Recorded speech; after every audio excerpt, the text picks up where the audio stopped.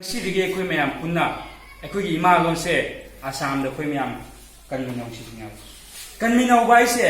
आई खक्तगी नते अखोई लेबे मी कुंथ्रा नुबु यांगे सिकि तेंतेबा आइगी इसा इसु सुरोन कया बुकनी मणिपुरी इमा लोन सिगी मचुंदो चाबा फंगौदुइदो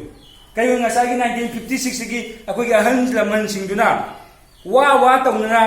लौ सुरगा हिंगोन कोयरगा अखोई से लाइक खरा खरा तमनबा मसागी इमा लोन तंबा जाबे खुदोंग जाबा थंबिरकना कोई ngasi BA MA थबक मचा अमम तौबा अदु नुंगाइबा सोसाइटी अमा फुरुब अमा उइदे अखोई से अदु अखोइना ngasi दगी होना अखोई तुंगी चाइ सुरोंगी दमक्ता मणिपुरी इमा लोन लाइक तमगा सरकार की थबक तो मणिपुरी लोन थागा चंगबा याय दो अखोइना ngasi इरिगा थंबिरम मथौ ताय मिरोन से नोंमदि सोइने मिखा कोनबा जाति वर्किनिया असिने अखोइ ngasi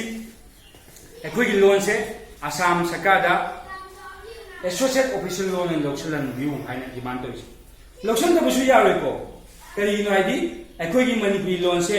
भारत संविधान की 9 सुबह शेड्यूल लौसन लोन अमगी फमफम तोपा हक अधिकार दो ngasi आसाम सरकार ना अखोइदा पिबिदे सिने अखोइना डिमांड तौइसे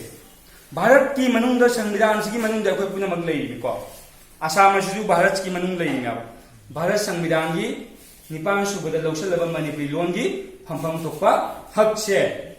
आसाम सरकार अखोइद पीबू सिने अखोइने लाउदोइसे संविधान दुगा लेइत्रदि अखोइ लाउसु कानरोयब बस संविधान दुना अखोइगी लोन से पीरेब अधिकार मणिपुर 9 सुबह शेड्यूल चलब लोन की फमफम थोपसे मणिपुर स्टेट लेइबा मणिपुरी मचा पुनमुना फंगियाबा कमाइना फंगी यूनियन पब्लिक सर्विस कमीशन खंब्रा नासिंग UPSC एग्जाम UPSC ऐसे भारत की ख्वाइदगी चावरबा थबक लौबगी